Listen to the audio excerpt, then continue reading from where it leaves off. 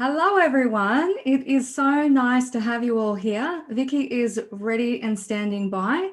She is a Vicky Victoria. I am a Vicky VIKI full stop. And Vicky Ivanova is actually one of our students. So we're very excited that she's able to share her expertise in conducting this live training for you. I want to introduce Vicky and then I'm going to hand it over for her to take over. And we're going to then get started. Firstly, I would like to introduce you to Vicky. Vicky Ivanova is based in Dublin in Ireland and is currently studying our advanced diploma.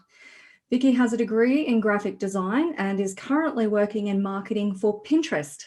Through her studies, freelance work and previous employment running social media for a restaurant chain, Vicky has acquired a wide experience in digital marketing, design production, organic and paid growth, and lots more. She has done a lot of personal research in the field of coaching for her own future business, gaining an understanding of what works and what doesn't.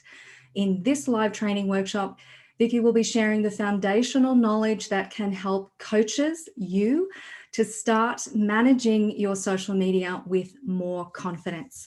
And with that, I hand it over to Vicky to say hi and to take us through this wonderful training.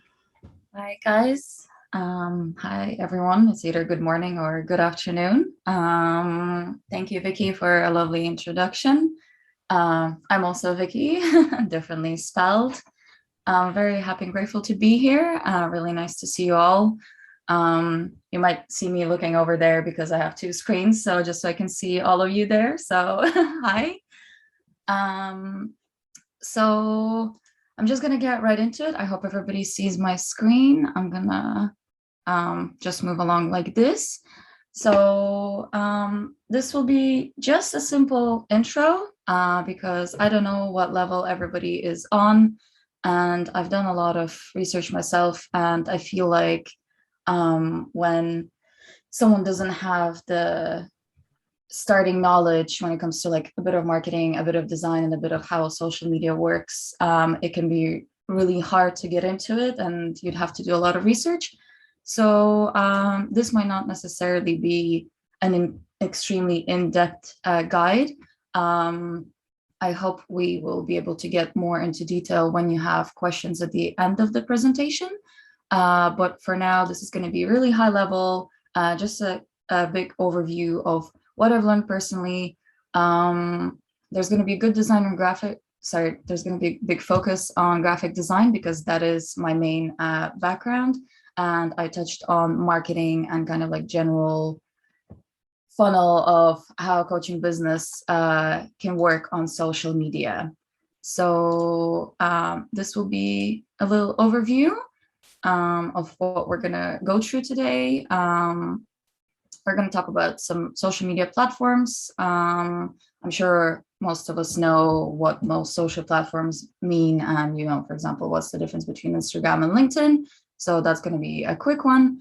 Then I'm going to mention some skills that you'd have to look at for starting an online business, specifically coaching, organic growth process. So that's the big thing. Full disclaimer and disclosure. This is how I felt like growing my business when I did all my research. For example, this is the organic growth that does not require money. It requires time and effort and just knowing kind of like what you're doing and networking. Because I feel like if you do have the money for marketing, there are lots of courses, lots of mentors, lots of just general programs that bring you through it. And obviously the ads themselves on Instagram and Facebook and LinkedIn. So that's a completely different situation. I won't be touching on that too much because there's a lot of information there, and there are a lot of people who bring you through the whole process if you are willing to spend and if you're able to spend. And then obviously visual branding, which is really important when you're setting up your business and creating your brand, and just few links and resources. But the links and resources are going to be all throughout the presentation. So feel free to write down whatever you like. I didn't rewrite all of them, but we can touch on them more. So once again about me, because I still had that slide and I just want to show my cool picture on a pony on a cruise ship. Yep, I'm Vicky. I have a degree in graphic design, and now I'm doing sales and marketing at Pinterest. And most importantly, I am a cat person, I'm a tea lover and a tree hugger, and I'm passionate about personal development, biohacking, solving problems and helping others. And as Vicky mentioned, I am doing the advanced diploma in the Institute, and my future coaching focus will hopefully be on stress management, holistifying client lives, and disease prevention through functional nutrition. That's something I'm really passionate about. And here we are. Let's get right into it. So these are just some of the main big or rising social media platforms that are available for your content creation. Why are they important? They're important because they give you online presence. They are pretty much your business card in the online world. And I know obviously pre-pandemic times, this would look a bit different. And I'm sure in pre-pandemic times, there was way more focus on one-to-one kind of offline as well interactions, especially for coaching because it's such a personal industry. But here we are in the second year of some lockdowns, depending on where you are. So we depend on social media more than ever. So it is important to note that every platform has its own specific purpose and established atmosphere, unique audience, and particular engagement style. And it is important to know what are your needs, who is your target audience, where do you want to voice your thoughts and ideas and show your business off. So you have Instagram and Facebook that are absolutely top social media platforms.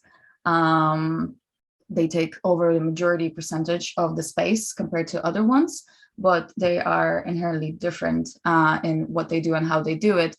On Facebook, you can create groups, you have communities, you have a really well set out market space. The ads work really well, and their algorithms and kind of just general social research tools are really, really advanced.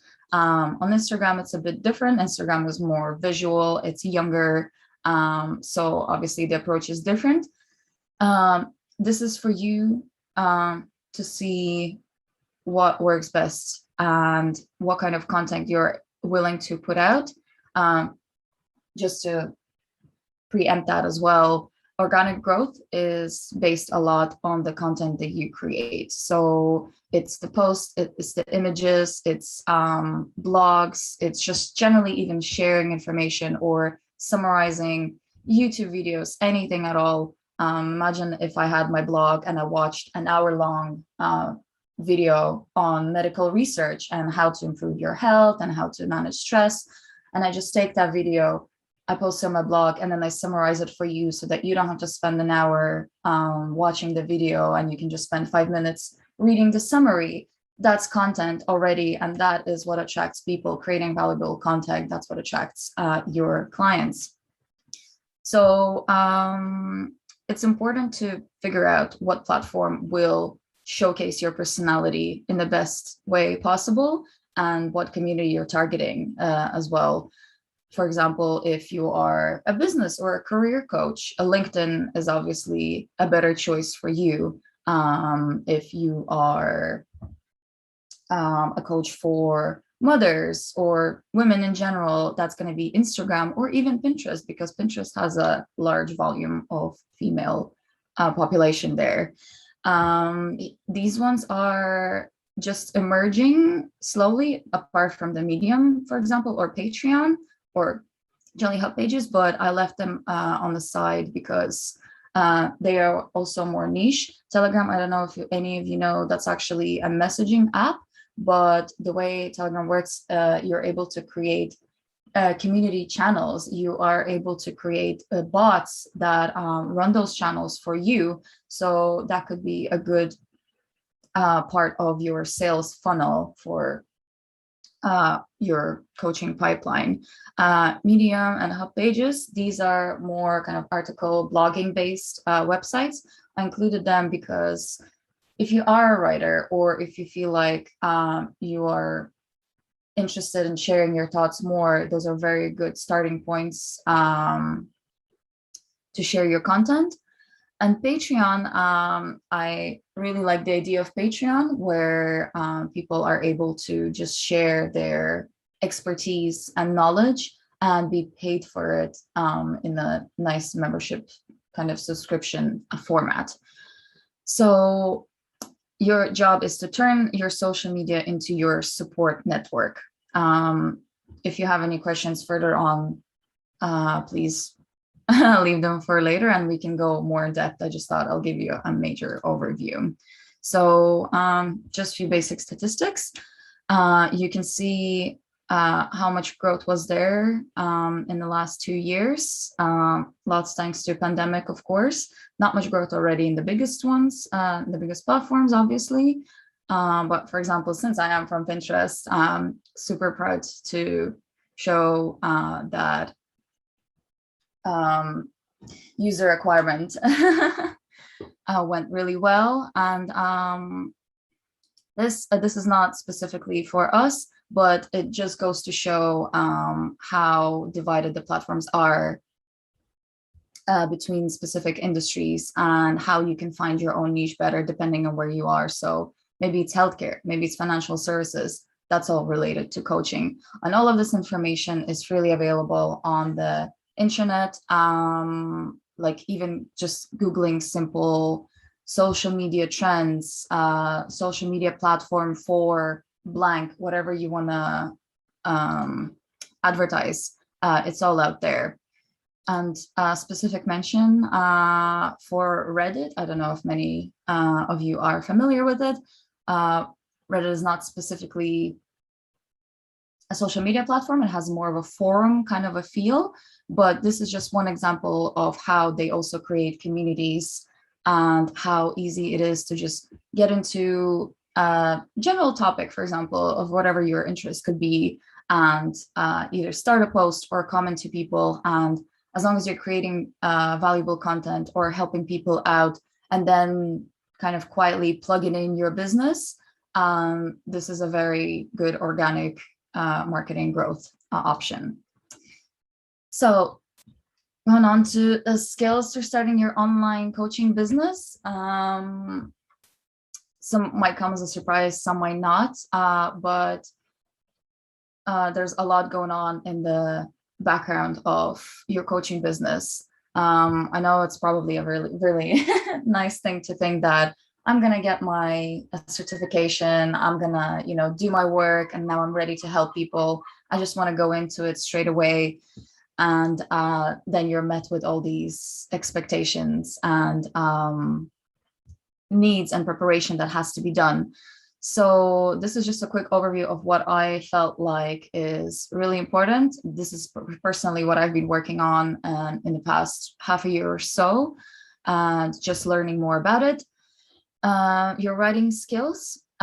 This will attract clients who will resonate with your message and appreciate your work and knowledge. So like I mentioned, once again, valuable content. You don't have to be a writer. You don't have to be,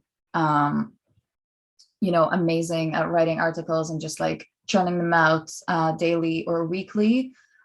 This is your simple message, sharing it with the world. This is what gives you exposure and discovery. And also it shows you who you are as a coach. Because in my personal opinion, and I hope it's a kind of general understanding that, for example, if someone can't put their thoughts in written kind of format, then they might have trouble verbalizing them. For example, I'm really good at the written content, but when I'm talking, I'm all like, I'm not sure, I haven't done presentations in a while. So that's the difference between your online presence and presentation, which we will talk about more later on.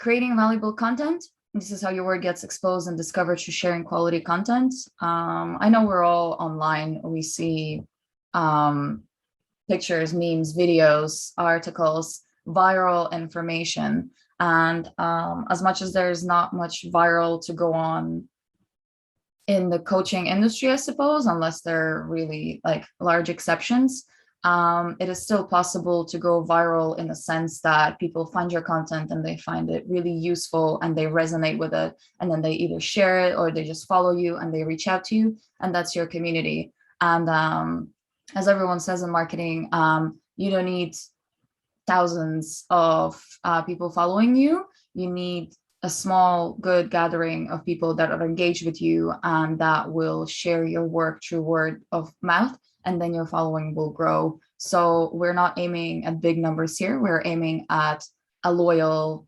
engaged audience. And this is what valuable content does. And even think of yourself, if you're on Instagram or in YouTube, apart from maybe some entertainment videos or content, you are, and we are in general, attracted to information, to useful kind of ideas, advice. We're constantly looking to improve ourselves as people who are a part of this coaching course. So this should explain why valuable content is really important. Networking and online presence. So this is your organic growth marketing and how you find your community or how they find you. This is a cost-effective, basically, option. This is you maybe writing a post 3 months ago, and then someone stumbles upon it. The SEO pushed it on a page somewhere in Google, or you used an affiliate link and you're just connected to another blog post. This is how people discover you when you're not specifically online or discoverable, actively discoverable. That's your online presence.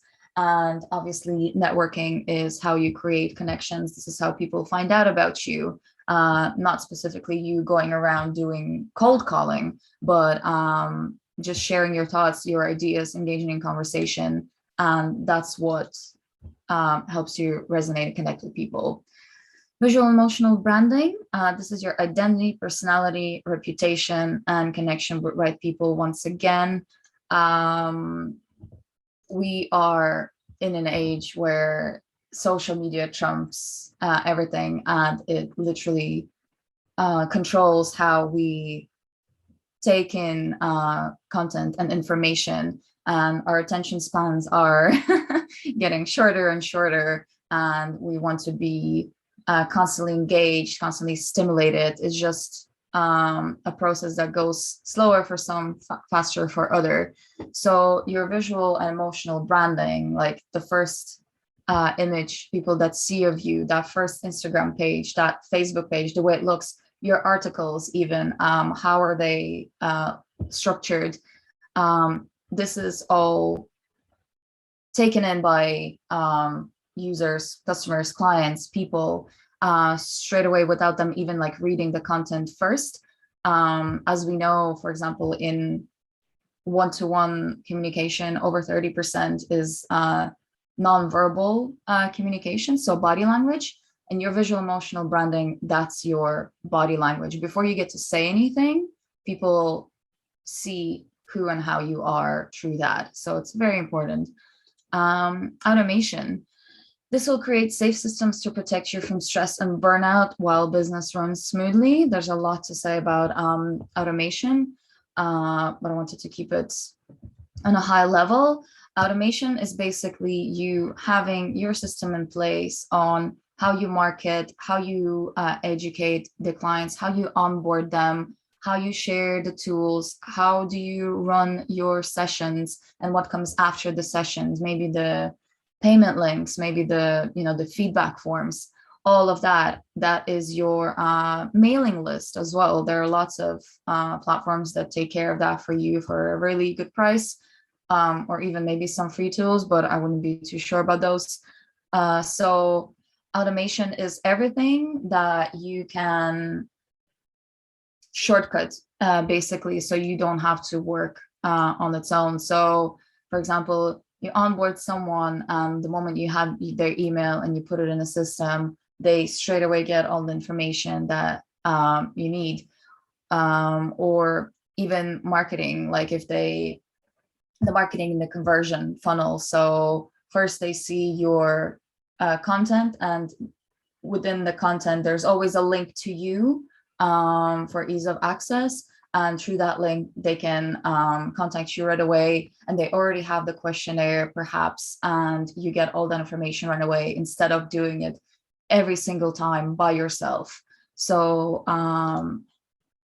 automation is different for everyone. You would have to figure out your personal pipeline, but there are a few just general common points. Consistency. This will hone your skills, improve content, and show prospective clients you're trustworthy.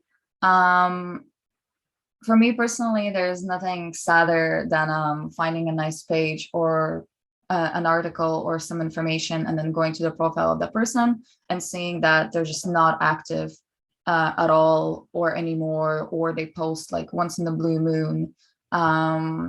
Consistency does not mean also, though, that you have to post every day or you have to, oversaturate your channel with content. Not at all. Consistency is just being there, just figuring out what works for you. Is it one? If it's one post a week, that's fine. If it's two, fantastic. But the consistency will make it easier for you to create content in the first place. I know in the beginning it's extremely hard. When I started writing my posts, it took me about 3 hours on average to write one single Instagram post, because I wanted them to be kind of elaborate and like involve all my thoughts. And then you edit them and you cut them down to make them, wordier, whatever. That will improve your ability to just create better content faster, more efficiently.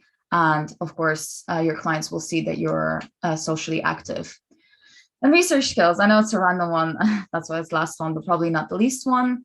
This will provide you with the foundation for creative problem solving, placing you in control in life and business. So as high level as this presentation is, and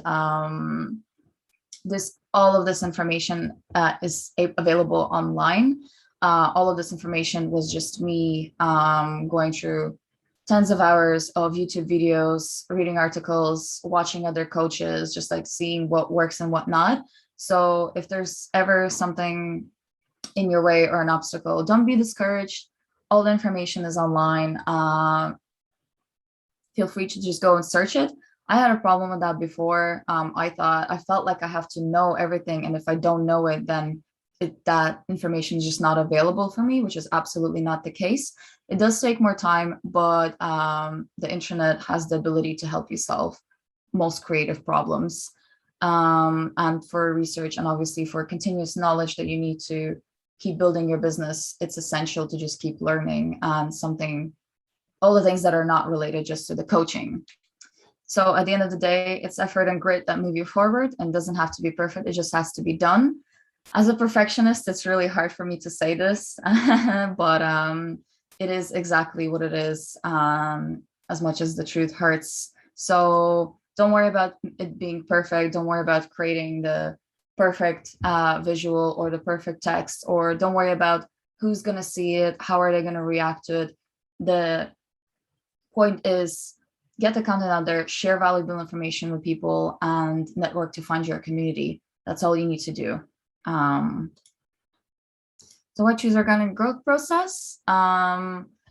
Also, another sad truth is that no amount of money spent on marketing will bring you business if you have nothing to show for it, and no amount of money spent on marketing will save a bad product. So this just keeps going back to the content production. I'm sorry, but if you watch any, for example, YouTube interview with a marketer, or content creator, influencer, entrepreneur, business owner, content is always the key to their success. And that's why I'm choosing to go with organic growth, because spending money on marketing is easy if you have it. There are lots of tools for that. So organic growth is way harder. It takes more effort. There's more in the background, and that's what I want to shine the light on. So creating value and offering quality experience will always win over cold call sales tactics. We're in a personality-based business, so overselling rather than serving won't go unnoticed. I'm sure you've seen in comments on any social media where people just like throw their links at, you know, random posts with no maybe even relation to the content of the post whatsoever, and they're like, yeah, this is my business, I sell this, buy this, or I provide this service, go ahead with this.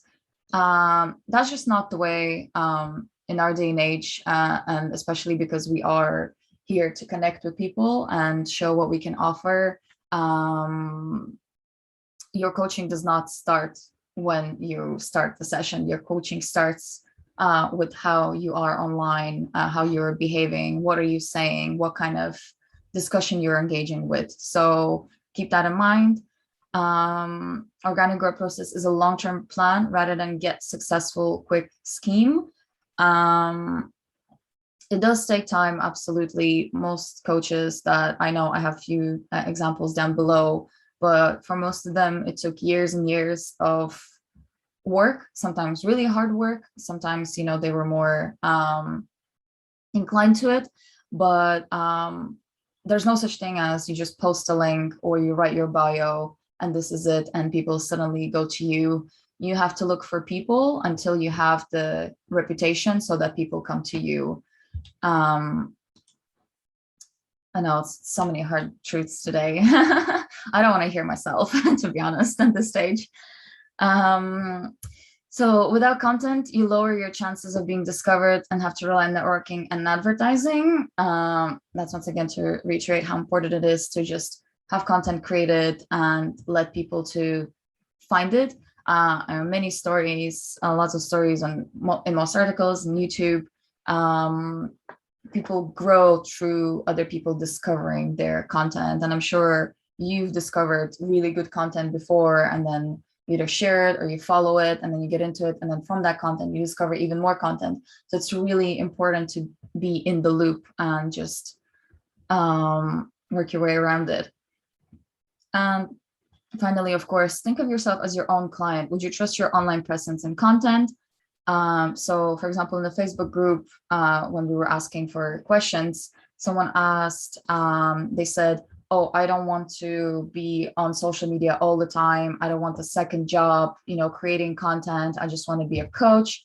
And that's a legitimate want. Of course, we are here to learn everything about coaching. We're here to grow through it and develop, and then bring that knowledge to others and help them find their way. But imagine just having that. Imagine just having someone's website and they say, hi, this is my story. I'm a coach. That's it. Work with me. Would you how would you feel about that kind of an approach where you don't know much about the person, you don't know how they talk, how they behave themselves, what are their thoughts, you don't know what, you know, quotes they would share, you don't know really anything, they're not sharing their thoughts whatsoever. So maybe for some it works, absolutely, but for me personally, I would love to, when I was picking my coaches, I went on their main profile on the website, I checked their Instagram, their LinkedIn, their, you know, blogs, if they have any, their Facebook, and just, you know, just get a general feel for it. Because just like we're taught in the course, it's not just the clients choosing us, but it's also us choosing our clients. So it's just important to share your thoughts and your content so that you attract the right people. And I will have a good example for that later on, how it works. So a bit of humor on this lovely Tuesday morning or afternoon. I'm sure it's a common theme in the industry. So a bit more, let's get a bit more practical, right? This is what we're here for. Sorry to keep the theory so long. Practical intro guide. So we have content and we have networking, which would be your two main pillars of the pretty much growing the business. So your content is based on sharing useful, interesting, or meaningful information. which can be text, images, quotes, videos, and freebies. I'm sure you've seen many accounts or signed up to email newsletters just to get some kind of a freebie or a PDF or an ebook. So there, it's very easy to create. So the content, it's good to know that it does not have to be constant or spammy. The thing about the algorithm, this is going into the marketing. The algorithm is a very hard thing to follow. I was thinking about putting in more information on like what time of the day to post, what time of what time of the week to post. And the thing is, as many articles you're gonna read through, as many opinions are there gonna be, and the statistics vary. Statistics vary for different kind of like systems, like the third-party systems that track the engagement. They're gonna vary for all the social platforms. So there's really no way of specifically knowing, apart from the general idea is that it's better to post Tuesday, Wednesday, Thursday, and don't post on the weekends. So that's kind of an industry standard, and that's what I've seen most of the time. But what does it mean you don't have to be constant and spammy, and we're not chasing the algorithm? Basically, algorithm is for entertainment users in the first and foremost place. Entertainment users, they're there to constantly engage the audience, make them like and share, just make them have a good time. So they obviously need to keep their attention more and more, and that's why they need to post more often. That's why if you see like a meme page on Instagram, they're posting every day, maybe twice a day. YouTube videos, people have to post like once or twice a week just to keep the audience, reminded of themselves. We as educators in the first place, we don't have to chase the algorithm until we have a decent, considerate following. What does that mean? That means for now, just if you're just starting, the important part is to fill up your channel with information, be it Instagram, Facebook. I'm biased. Obviously, I work on Pinterest, so Instagram and Pinterest are my top choices. But whatever is your top choice, LinkedIn, Facebook, Medium, fill up your channel with content slowly. It can be at your pace right now as you're just getting into it. There's no shame in taking time. When algorithm is important is when you already have an audience that you see that you interact with. It can even be only 100 people, but if you get consistently a couple of comments, a bit more likes, that means maybe you can up your stories, or try to at least aim at 1 or 2 posts a week instead of maybe 1, simply because at that stage you already are growing a little community, and it does remind people of you, and it's nicer to share. And once again, you can also share other people's content in Instagram stories, for example, or even on Facebook, or in blogs, like I mentioned. You can just share the source and then summarize it. It's totally fine as long as you don't plagiarize anything, obviously. So there are many ways to do the content, and you don't have to stress about it. Aesthetic visuals are more likely to attract user attention. Like I mentioned, our attention span or stimulation are really hard to manage. They are getting harder to manage. So even if the content is good, aesthetic visuals really help to just get the users in. Short and sweet message to match attention span. So I'm just repeating myself, of course, here. With the messages, I know, for example, on Instagram, it's the limit is 2,000 or 2,200 actual symbols, not even words. But nobody reads that text. For example, nobody wants to see a wall of just like words. So it's important to cut things in half, divide them, use lots of spacing, and make it really easy to digest. And provide links and info for ease of access. I feel that's really important. Maybe I'm not on Instagram because you can't post links. For example, on Facebook or LinkedIn, I'll give you an example. Just recently, I was going through my feed, and one of my old ex-classmates from graphic design course, she was sharing a post about her art. And she was like, I opened the shop, I posted lots of products, nice little post. And then she said, check out the link in my bio. And as a obviously low attention span, busy social media user, I was like, why is the link not there? Why is the link not there? I was ready to go on that shop, check it out, maybe even support her like financially, because that's what I do sometimes. But the link was not there. And if you think about it, it's a silly, really silly thing to say, but that's the reality of social media right now. If things are not available right away, it's really hard to commit for most people. So wherever you can put the links, obviously don't spam them, but a basic link to your either website or your main social media channel, wherever you can, it really makes a big difference. For networking, which is basically placing yourself close to your target audience and engaging for a connection, just to preempt that as well, it is so important to have a niche in coaching. I personally am still trying to define it and work on it. And I know it's always a struggle because we do want to help everyone. I mean, I want to take people from the street and just ask them, what's your problem? Let me fix it. So when you are networking, the niche is just really important, just so you know your demographic, you know where your target audience is.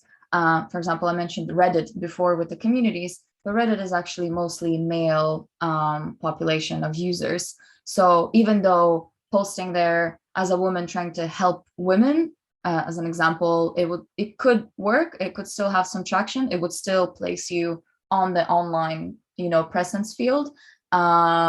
Still something more related to manly, issues would work there better. So always keep that in mind. So what does networking consist of? Comments, mentions, and hashtags. You can use hashtags in some of the social media platforms, but the main ones, Instagram, Facebook, Twitter, really important. You can, and comments and mentions, obviously, this is you interacting with people to make it easier on yourself with the niche and with knowing what community you're interested in. And maybe you're already following specific users that you're interested in that are sharing similar message. It's way easier to comment and do mentions there. Mentions means like you can also share someone's content. And in those comments, for example, I follow a lot of therapists, a lot of coaches. And if I comment and I read the other comments, there are actual real people who might be in the need of therapy or coaching. And that's where I can engage. Maybe someone discusses their frustrations or issues. And that's where you can come in and say, oh, I totally feel you. I've been through this. And then just give like some piece of like light advice or just resonate with them and connect. And it doesn't have to be a cold sales comment once again, but it's just going out there at the radar, because that person, you engage with them, that person is going to go to your profile. That person will see your content. They might read your blog posts. They might see what services you offer. They might be interested, and you never know where the interest is going to come from. Facebook groups, I feel like that's a really big one just because Facebook is so prominent in this area. I'm not totally familiar with it because Facebook is not part of my social media plan personally. But from what I've seen, there are multitudes of groups. There can be groups in your local area. There can be groups in a different country. It does take a bit of research to find them. But once you do, in a group like that, you literally can, I don't want to say spam, but once you have like a nice little post, you can just share that information. It's like light ads. A lot of groups are simply just for ads and for people looking for help. So they're a very good way to just promote yourself or once again, engage. But I feel like just because there's so many Facebook groups, it's way harder to engage than, for example, with your following on Instagram or on Twitter. Forums. I feel like they're dying off. I haven't seen too many forums here in Ireland. I've been a part of one or two like general forums, but there's not much activity there. I just wanted to add them anyway. Maybe they're more active in the country that you're in. So in the forums, there are always different topics. Maybe there's health, maybe there's, general like motivation or career, any kinds of discussions. It does take also some time to sift through them. But then if you find a topic and if you see people discussing some particular issue, and if that's your expertise, you just go in there, first you provide some information and help, and then at some stage you just say like, by the way, I have more content on this topic or issue. Please feel free to check it out and let me know what you think. That's it. It's a very innocent way to market yourself. You ask for feedback. Coaching service related websites. So Coachmefree is a big one. I think I mentioned it in one of the previous webinars that we had here in the course. Coachmefree is amazing. That's how I found my coaches. That's how I will be practicing and doing my 12 sessions as well later on, once I get back into the 5th module. Coachmefree is basically websites where certified coaches, they offer 1 free session, and yet to be certified coaches offer 3 sessions. So basically you can get coached yourself, or you can sign up as a coach. I'm going to try and find it here because I opened all my links. No, I don't have it here. Fantastic. So I just want to quickly show you, because I have also more things to show you outside of the presentation. Does everybody see my screen, I hope? So this is it. This is how simple it looks. Are you looking for free coaching? You come to the right place. You can do coach register. You can do client register. And it's a very absolutely easy system. And for example, if you're looking for a coach, let's just say quickly for the sake of it, even featured coaches. So discover more, you go in, and it's a very nice bio, very nice profile to just have there. It has everything. Sorry, I'm not promoting the specific coach, obviously, but you have your specialties, you have your methods, you have your about me, everything. This is a very nice way to be found. So I would highly recommend to just go on there and have your profile ready, and you know what's going to come up. And Coach Me is something simple. It's more like an app as well. It helps with habits, and we also provide some coaching. And as I researched, there is an option for a coach to sign up. Partnerships, that's a really big one. So this does involve doing free content. It does involve doing workshops. For example, what I'm doing right now is a partnership. I reached out to the organizers, to Vicky. I mentioned, social media in one of the workshops just randomly. And then I posted a post on Facebook offering my whatever information I could give or whatever questions I could answer. And then we worked together with the Institute to create this workshop. This is a partnership. Obviously, it's not for my coaching, but it's for my other kind of expertise. So this is what you can do. This takes definitely curiosity in terms of what's going on locally and what kind of partnerships you can do also online, because this is offline and online opportunity. The simplest thing, for example, is to reach out to social welfare organizations. For example, at some stage, for example, I was in the talks of giving a speech to local help for like women from like abusive households, just because I was doing the coaching course and I wanted to mix it together with mindfulness and health. And I had a friend who was who knew people. And then I was like, okay, what about I come in, I just share whatever knowledge I have. I share some tools, book recommendations, whatever, and like basic nutrition kind of like advice and help for an hour. And that's still in the works. So that's me just going out there, meeting people who might be in the need of that. So relevant organizations, even schools. I don't know how it works in other countries, but for example, here in Ireland, I can go to my old school as an alumni and say, this is what I do now. This is my expertise. Would you like me to come in and give a free speech?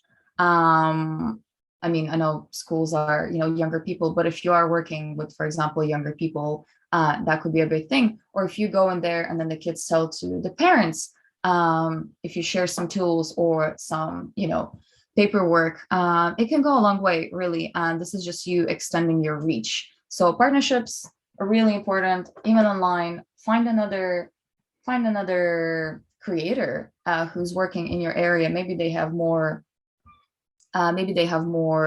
followers, maybe you have more followers, but even if someone has 200-300 followers and you work with them, and you have, for example, if you have already more followers, that's still an extra 100 of people who could be interested in your story, in your services.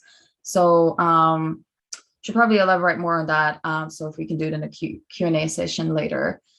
And last but not least, offline options for those who want to keep the social media on the low. Bulletin boards in shops, once again, social work centers and relevant organizations. Print out, I'm sure we've seen the boards where you have lots of different ads and you have your little kind of like sheet of paper and you can take away the phone number or email address. If you have something like that in your area, that would be a really great way to share information, especially like I mentioned, social work centers and relevant organizations. So whatever your expertise is, maybe, for health centers, for women's centers, anything like that. So what's important when it comes to networking is to have a pitch perfect presentation of yourself, your story, written, verbal. That's your pretty much elevator pitch. I suppose we're all familiar with it. Written, this is your bio, like I showed on the Coachmefree, for example, profile. In your About Me section, this is your sales pitch. This is your marketing of yourself. You have to be crystal clear what you do, how you do it, what is your story, how is it relevant, and this is how you're gonna attract the right clients. And verbally, obviously, just knowing what to say, how to say it when you meet people. It also goes down to your skills as a coach as well, how you present yourself. But verbal is also more like if you have to suddenly present yourself on any other platform and you don't have time to go to your written bio and copy and paste it, this is your moment. Engage in genuine conversations and don't try to sell on every comment. I already mentioned that before. So obviously, we all want to just, comment and be exposed. But if you just post the same comment under every post, or if it's not really meaningful, if it just says like, yeah, true, totally agree, awesome content, sometimes it's appropriate, but most of the time it's not. So even taking, extra 2-3 minutes to write like your thoughts and ideas or comment on someone else's comment, it can mean a lot for your online presence. Use good language, avoid grammar mistakes and emotions. I feel that's a really important one. I see that quite often actually, where either so the coaches are posting on Facebook or LinkedIn, and there are grammar mistakes, weird language, repetitive sentences, or emotions like lots of exclamation marks or ... or emojis and things like that. Nothing wrong with the rogue exclamation mark here and there. Nothing wrong with the little smiley face, or if you pick your icon. For example, I personally always post the little star, the yellow star. So at the end of my comments, if I go somewhere, just a star at the end of the comment. That's what I like. That's what I feel like. It resonates with me. So find your kind of like communication style, but keep it professional. Keep it really neat. Pick meaningful partnerships to expand your reach. Once again, find your community. It's not about just looking for clients. You should go to places where your clients want to be. So like I mentioned before, therapy pages, coaching pages, even though it is, a coaching page basically, and like, it's not a client, in the comments of that coaching page, that's where the clients are. Just a quick, success story. So Susie Moore and Jason Goldberg, I don't know if you know them. I just found them through my research. They're extremely successful. They're best-selling authors, both of them. But how did they start? Susie Moore was in corporate life for a very long time. I think it was tech advertising. She was there for ages, for over 10 years. And she started her coaching hustle as a side kind of like hobby. And she just started writing basically whatever she learned from her work. For example, I think in an interview of her, I read that her first small article was how to deal with jet lag, because obviously she was a high ranked executive. She was traveling all the time. She found a well-being website and just posted a small article on how to deal well with jet lag or something similar. Don't quote me on that, please. And it got good traction, and then it just went on. So whatever she got from her life, she just put into words, and now she's a speaker, author, coach, very successful. And Jason, the same thing. He started with Facebook Lives, and he didn't know even what direction to go to in the beginning. And in one of the interviews, he said that one time first of all, he didn't have the time and money to do extensive market research or pay anyone for helping him to create his courses or anything like that. So what he did for 30 days straight, he was streaming on Facebook Live on different topics related to coaching. And then he just took the most popular topics and expanded them in his coaching course, deleted the Facebook Live. So obviously, first it was free content, just testing the waters, just giving it his best at no cost, absolutely. And then now his courses are selling for thousands.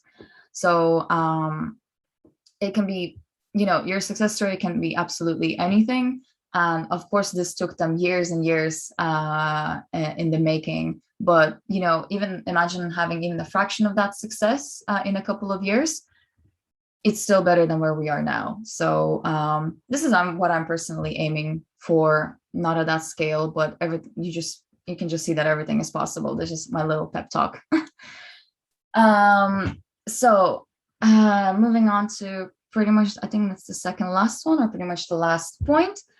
Visual branding and why it's important. As a graphic designer, this is very close to my heart, so I'm sorry if I'm biased, but for me, visual branding is basically showing your personality and creating a recognizable identity. I'm sure that on Instagram, Facebook, Pinterest, maybe not Pinterest, but like any specific social media platform where you can share both text and images, or even on the websites, for example, if the whole theme is coherent, it's possible to straight away recognize what you're looking at, who you're looking at. You're constantly associating that person with specific visuals.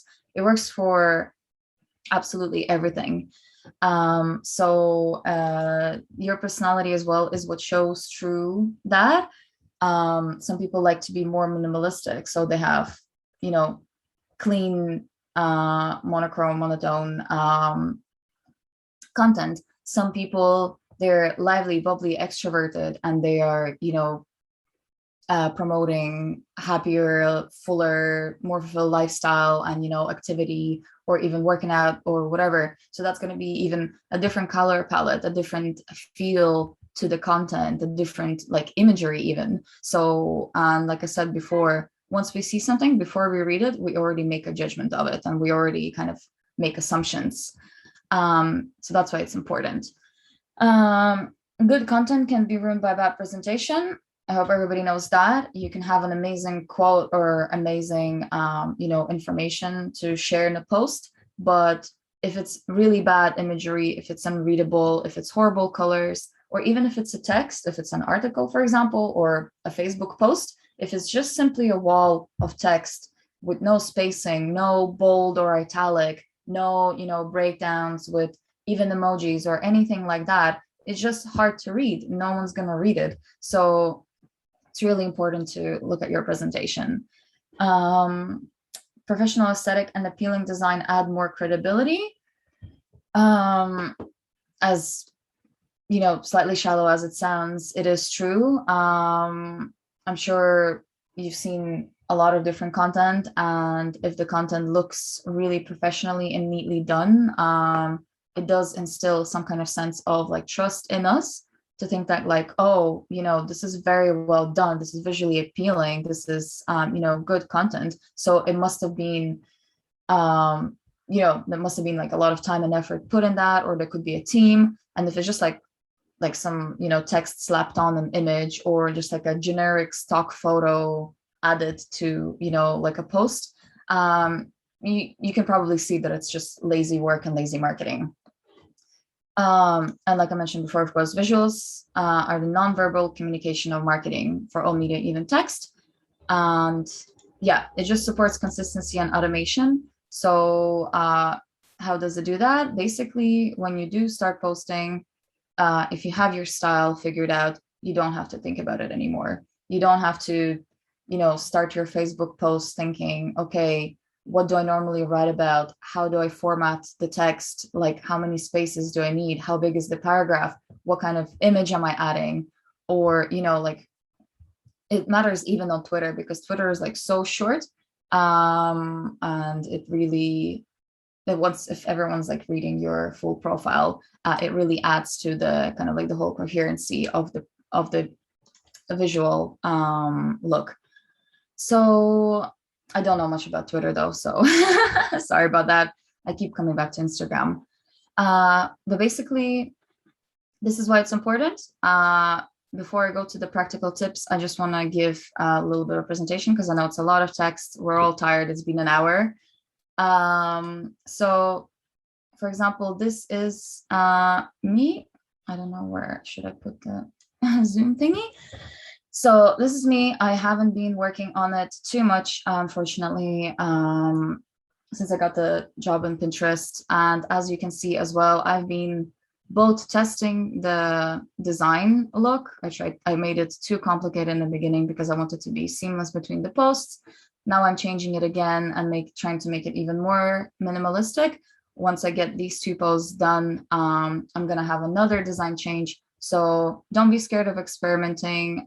Don't be worried about this right now. Like I said, I'm not chasing algorithm right now. I'm just building up my content. And once the design is set, once I find my style, like exactly what I was saying, once I find my style of the type of content I want to share, how do I want to share it? Because right now, this is just generic, not generic, but like simple thoughts on, coaching ideas.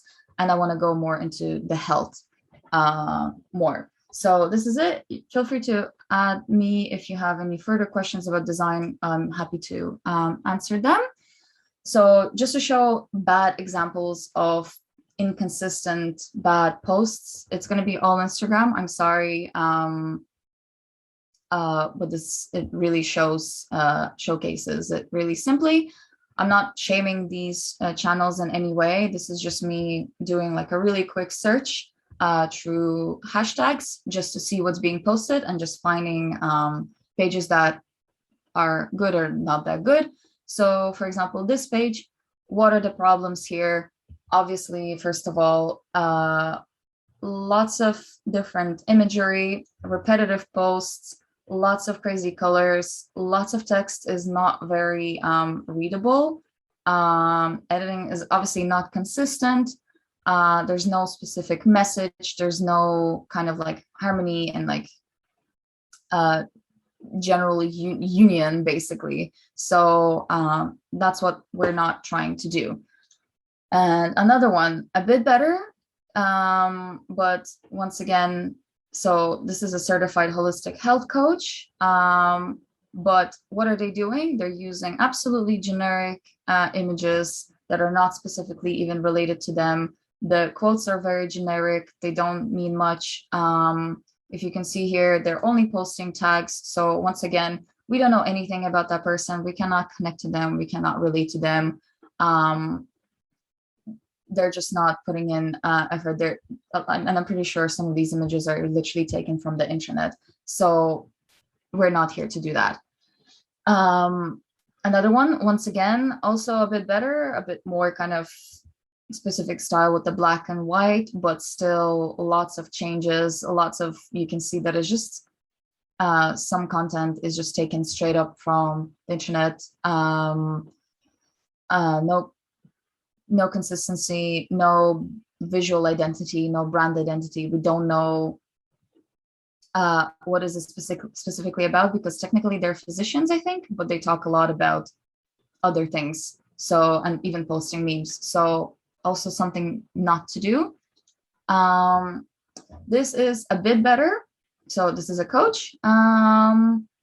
So there's definitely more consistency. As you can see, there's specific colors. There are, the borders. You could kind of like recognize, if you saw this in your feed, you would recognize that it's a specific user. But once again, lots of generic internet content, and if you go on the page, for example, there is very little about the story itself. So the person does not share much about them. Even the posts, I'm not going to click into the post, but I read some of the posts, and they're also very kind of like simplistic, something that, you write in like a minute, and like about something really simple. That's their whole page, where it's a full sales calls page, not very well designed. And I just find it personally hard to connect and to relate to. Would I pick this coach? I don't think so. Maybe you would, maybe someone else would, but we are going for just showcasing your personality, who you are, what do you represent. So this is what resonates with people. Going on to good designs. This is one of my favorite channels. I find it, maybe it's not for minimalistic people. If you're not minimalistic, maybe it might seem a bit boring, but I find this style very clean, very specific. Doesn't take much, obviously, effort on the graphic design part. So very easy to do in any free creative software tool. And it's very readable, and it's very recognizable in the feed. And the highlights are always also important.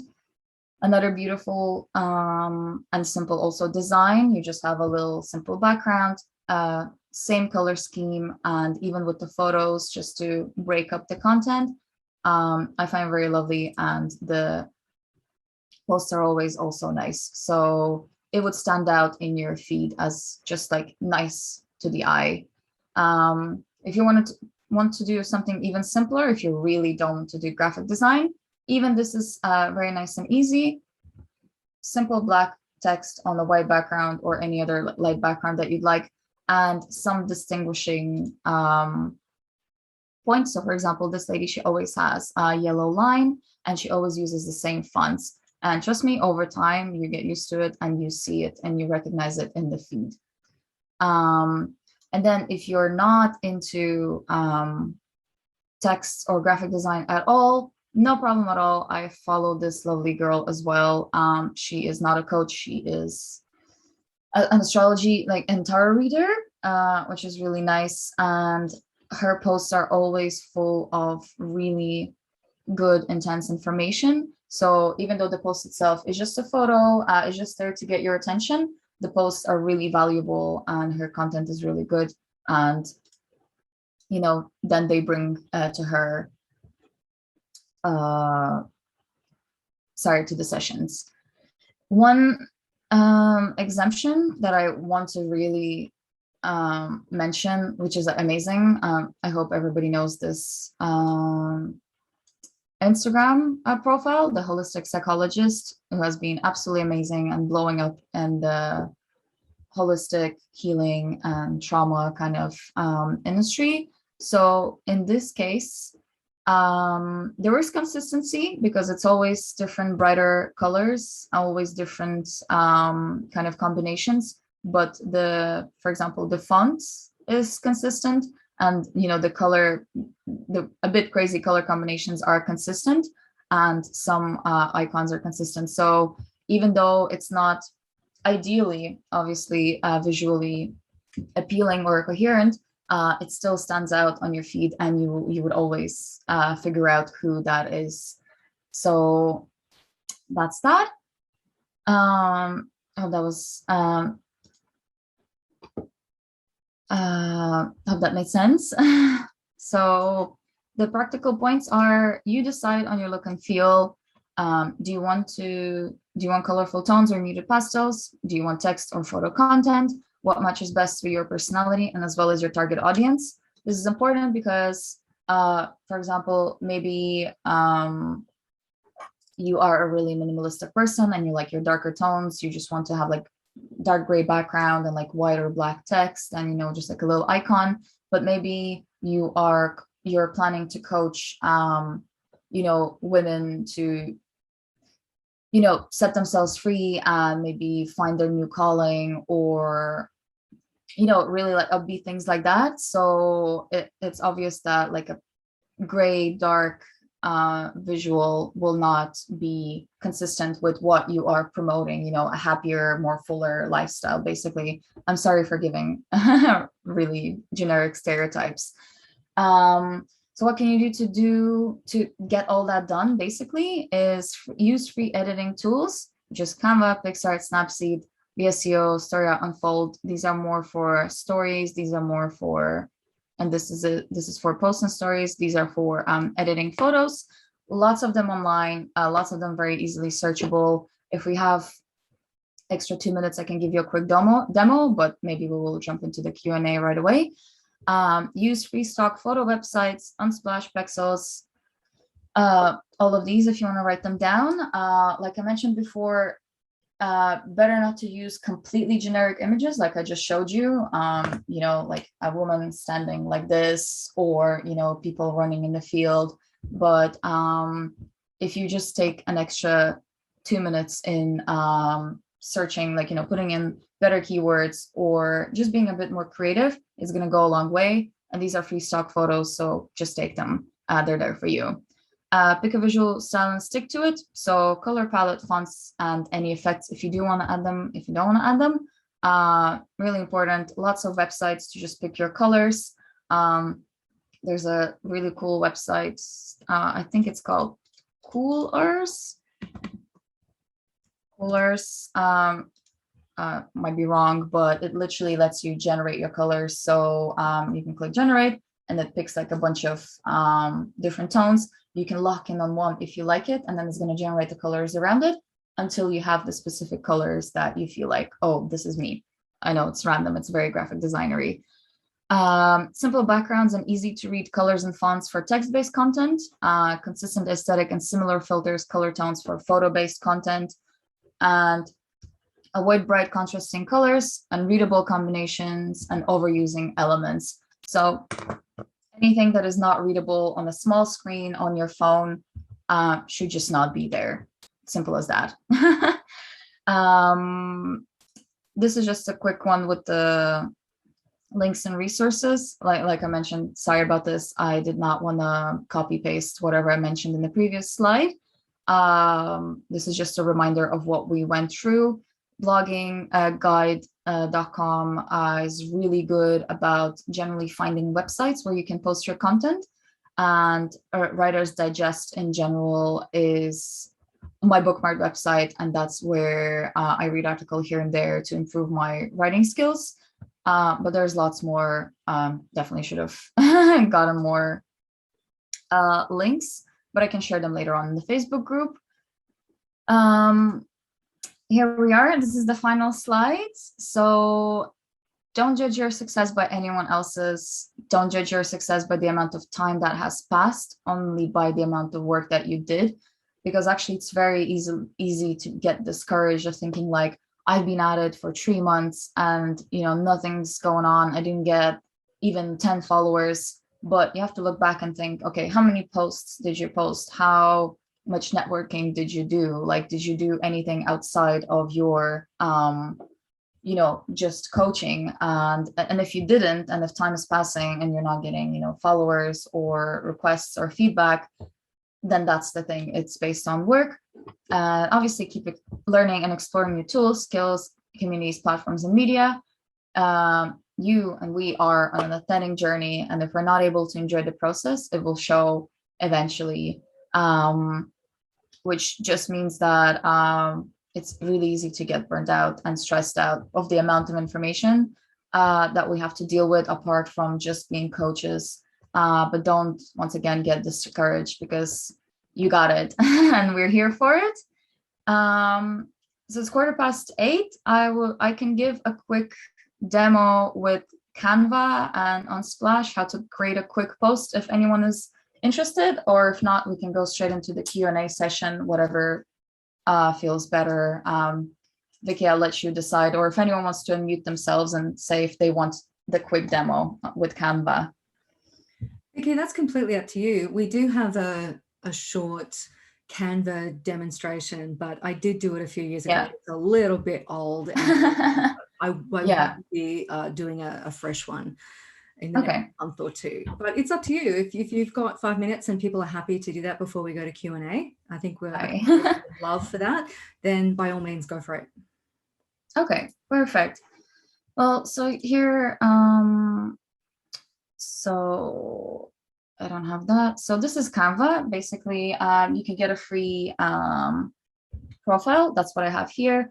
What is good about Canva is that it has all the dimensions ready for you. You can have an Instagram post. For example, if you click on social media, you can do Instagram post, Facebook post, Instagram story. The dimensions are already there for you. You don't have to think too hard about it. We can go into an Instagram post. And for example, this is where you decide how you want this to work for yourself. There's lots of templates here that can be really edited, or for example, even if you use this simple template, you can just take the image in the background, delete that. Then we go on one of our stock photo websites. I'm a minimalist. I like really seamless kind of background. So as you saw, I'm using my watercolor background in the presentation. So going in, using watercolor, picking your any simple. I'm just gonna go for the simplest thing. You go save image as. We're going back to Canva. We're doing our uploads right away. So I hope this is the one I just saved.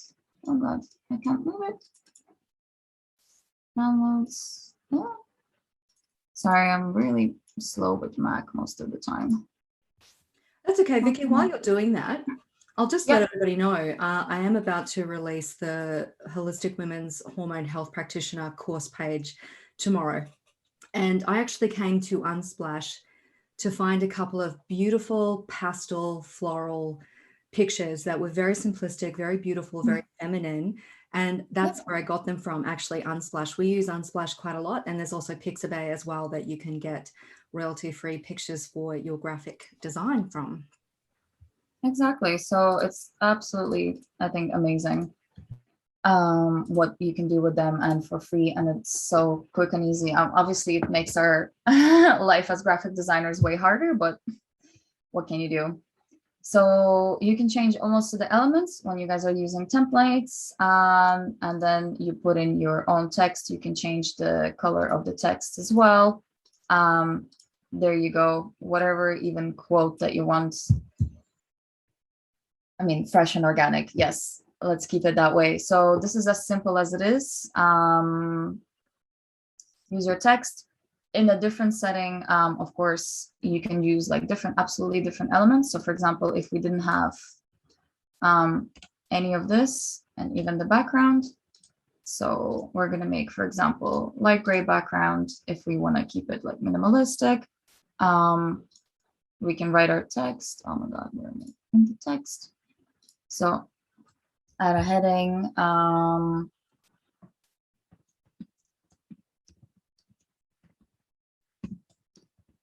There we go. It can be anything. Once again, it can be like a little quote. It can be a bit more text, as you saw in the different presentations. Then you go for like what is good about Canva. It has so many fonts. Like it's absolutely insane. Don't normally recommend using more than 2 fonts though. So you pick what you feel like, and then, for example, element, brush, stroke, something absolutely simple, and there you are. I mean, I know it's very, like quick and simple stuff, but like you can see how easy it is to just create something absolutely easy, minimalistic. You don't have to be a graphic designer to do this. But as long as it's visually appealing, stands out a little bit and has your personality to it. So I recognize that this gray is absolutely horrible and I don't want it here. So, but I still want it really muted. So there we are. That's as simple as it gets. And then you obviously export. My Zoom thing is again in the thing. So PNG is always suggested. Absolutely. You just download and you use it. Done. Yeah, so I know that was really quick, really simple. That is it. Thank you so much for your time. I hope this was useful in any way. I'm sorry if I've been talking for over an hour. It's your time to shine. Wonderful. Thanks so much, Vicky. All right. This is when I would invite everybody to turn your videos on. We're going to stop screen sharing so that we can all be on the screen and see each other, hear each other. And also, for those of you who haven't been to Zoom before, if you hover over the main screen and click view on the top right, you can actually change from speaker view to gallery view so that you can see everybody's videos on the screen in front of you at the same time. And we've got a couple of questions in the chat box. So we'll go through those, Vicky. Perfect. So the first one was from Liz asking, my understanding of the check the link in my bio issue is that Instagram doesn't allow you to put links in posts unless you have over 10,000 followers. Has this changed, or is there some other way around it that would be more appealing? There's two places that you can actually put a link. One is in the bio link and one is in the actual post link. So what are your thoughts on that, Vicky? It's so weird saying my name. Yeah, it's like, hey Vicky, how's things? Yeah, so I do not think that they are putting links in the posts just yet, but that's why I specifically mentioned that situation where you're sharing links or not. So on Instagram, it is obviously okay to send people to the bio, but places like Facebook, Twitter, LinkedIn, even Pinterest, like your blog posts, like there's absolutely like no excuse to not have a link in any one of those. So yeah, Instagram is still kind of on that slow train, unfortunately. But the simpler you can make it for someone to actually take action, the better. Put it in, make it really easy for them to click on it. Sorry, Vicky, did you want to continue saying? No, sorry. Even if you post the link as text, if you really, really like want it to be there, like obviously it's not going to look as easy and like accessible. But even if it is like a short post and then you just have the link as a text, if someone, it's still easier for them to kind of copy paste it from there. But that also doesn't work for any kind of a post. So it depends. We actually do that on our Instagram, just for an example. So underneath our posts, we have the text and then we actually include the text link. On your phone, you can't click on that link. On a computer, if you're having a look at your Instagram feed or somebody else's, and you see a link underneath their post, it's not clickable, but it's easy to copy and paste and then open in a browser window. So it's still, there's no detriment to actually including it there in text.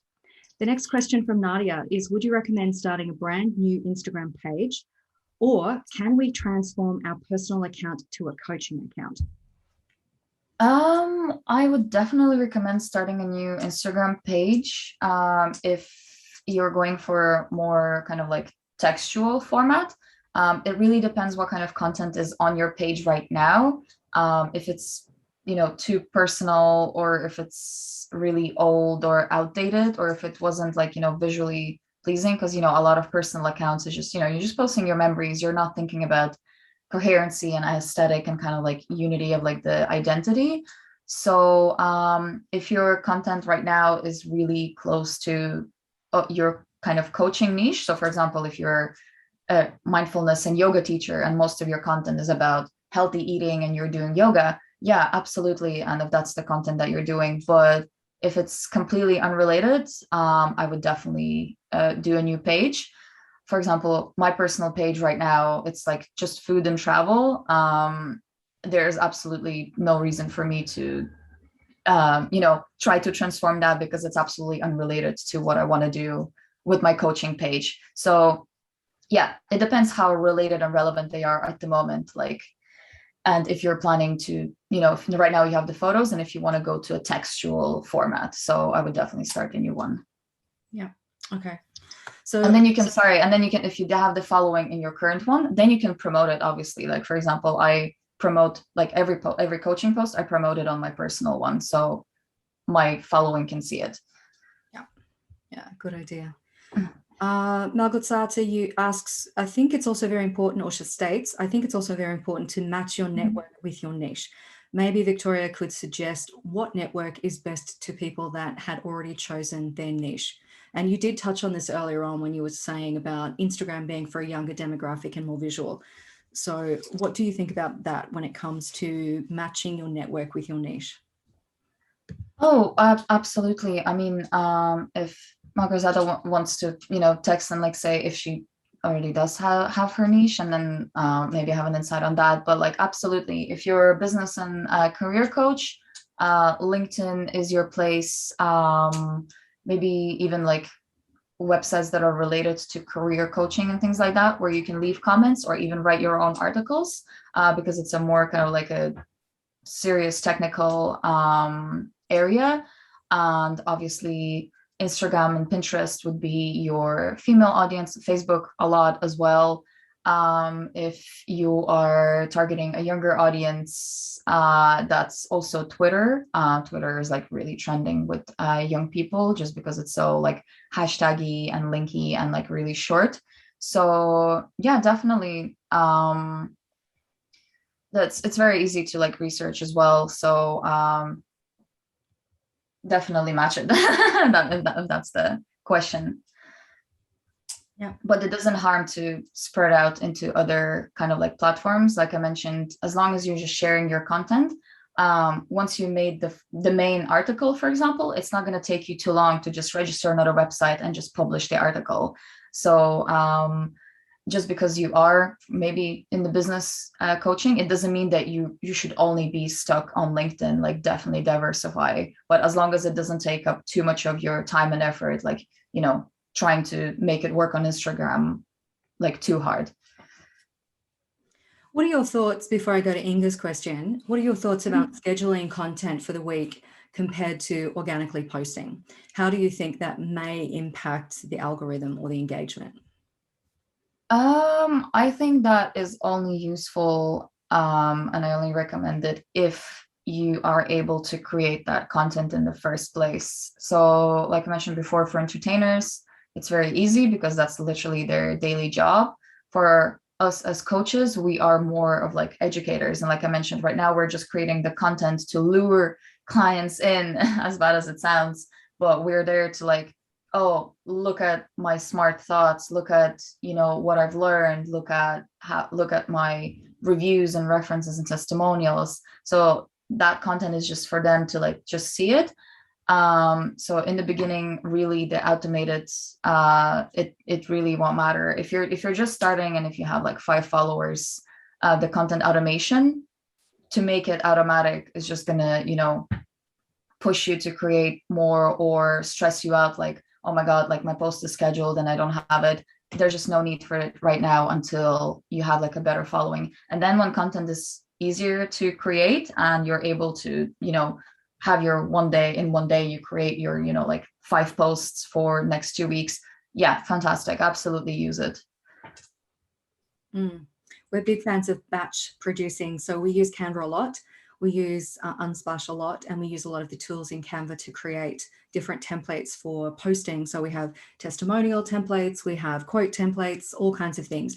And what we like to do is actually batch a whole heap. So we might spend 30 minutes to an hour creating a lot of quote content, quote memes or graphics. And then what we'll do is on Mondays, we schedule all of our social media for the week. And let's bear in mind, just from what Vicky has said, we do have a following and we do have a lot of content. So we don't always create new content. We don't always create new content. Often we're reusing content. And this is what I really want to stress to you as well, in addition to what Vicky's been saying, is that once you are creating your content, don't lose it. What I do is I like to actually create a folder of all of my quotes, a folder of all of the testimonials, a folder of other different types of posts that I might use. And then over a period of time, I'll go back to them and I'll reuse them. I'll reschedule them. I'll go back through all of my posts in Facebook or all of my posts in Instagram, and I will pinch from them. I will take from them and I will post them again, because often when you post the first time, people may not see your content. It might get lost in the feed. Yeah. So don't be afraid to actually reuse content that you've created. You don't always need to be creating brand new content all the time, because often your message is going to be very similar. You might just find a different way to present it or to share it. So once you have the content, once you've created it, start using it, start reusing it, so that, you know, it cuts down on the time that you're spending actually putting content out there, because you don't have to reinvent the wheel all the time. Exactly. Okay, so we've got a question from Inga. I heard you can schedule a lot of posts in advance on Instagram. Yeah, you can. And a lot of people don't know you can actually do it from Facebook. Do you use that, Vicky? Do you use actually the publication or the publishing tools section in Facebook to schedule to Instagram? No, I don't. Like I mentioned, because like I'm not writing as much. I mean, I'm still learning. So from like 3 hours per post, I went down to 2 hours. So like it actually posting the post itself is like 1 minute for me. And like I don't have enough content to just go on and then like work with the settings. But it is those are very easy tools, very easy to find tutorials online. So like I said, if you're able to produce lots of content, good quality content, because actually with the algorithms, I had like few statistics up here, and 1 to 2 times a week plus maybe daily stories is a very good kind of like average algorithm position. And because actually, if you post too much, there's a drop in engagement by 60%. So if you post 5-6 times a week, like actual posts, and if you're spamming, it's actually also not good. So 1, 2, 3 even posts a week, fantastic. But if you're just starting out, if you're just finding your feed, finding your visual identity, finding like what kind of actual content you want to post, it takes you time to gather the content, or it takes you time to improve your writing and work on it. Just take it slow, take it easy. Yeah. Okay, next question from Bill. Can you add your own signature, logos, or customize things to make it more unique in the free design programs and have it saved like a stamp? Possibly a PNG there, so you can actually keep the graphic without the background. So you can then keep the same style design palette. You can absolutely do that. You can actually do that with Canva as well, saving in a PNG. Vicky, do you want to add on to that since you're the graphic designer? No, that's absolutely, you answered it. So yeah, Canva allows everything. So like you just saw, I took a random background and I uploaded it. And you can create your own templates. If it's your logo, for example, yeah, you can stick the logo maybe in the corners. You can change opacity if you want it to look like a watermark, you know, for better readability. I always recommend that, especially because you have a background, you have a logo, you have text, maybe image. It's like it's too oversaturated. So you can say like, so you're saying it's saved like a stamp. Yeah, it's just going to be in your uploads in general. So you can just like add it on everything. Or you can create a template where if you're using the same background, like for example, I was showing the lady with just like seamless brown beige background. You just have that background, stick the logo. That's what I'm doing. I use actual graphic design software, but I have the same thing. I have my background and I have like the little logo at the bottom, and then I just change the text. So you can customize it as much as you like. Yes. Inga, would you recommend to have a public page or a private page for your professional profile? Inga, do you mean on Facebook? You can unmute yourself. Go for it. Yeah, and I'm using a lot of Instagram, and you can have a private page on Instagram where people would you would invite people to come into your page, or they would need to ask if they could be friends. So it's the same with Facebook, I guess. You can have a private profile where people need to have your approval to get in your page? Well, there's a difference between a page and a group on Facebook, because there is a difference.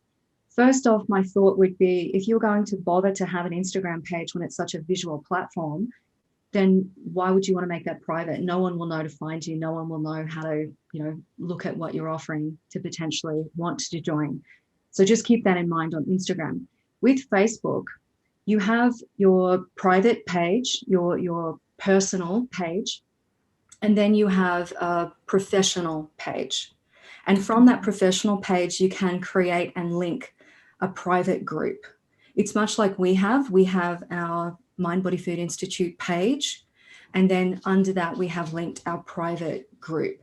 So the group is something that is only for our students and graduates. Nobody else gets the link or gets to join. Even if they do find us on Facebook, they can't see any of the content. And if they request to join, then we know if they're a student or not, so we won't let them if they're not. So that's how we can control that.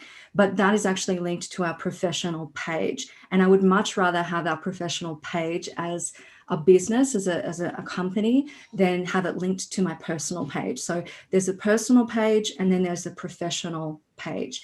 And it's a really good idea because, the last time I discussed this with someone, Facebook weren't too happy about people advertising their business services from a private page. That's what business pages or professional pages are for. And they certainly don't like you advertising things or trying to take money on a private page because it isn't a professional page. Okay. So that's just something to keep in mind there. Vicky, do you have anything to add to that? No, that's exactly, it makes perfect sense that if you want to be discovered, you want your content to be seen and to be able to be found. For example, while you're creating your posts and you add the hashtags, you don't know who's going to come around. If you do want to have a private page, like maybe it could sell as like what Vicky's doing with the Institute. There's like a main page of the Institute, and then we have our private group because we are a part of the course. So if you wanted to create like a more intimate group of,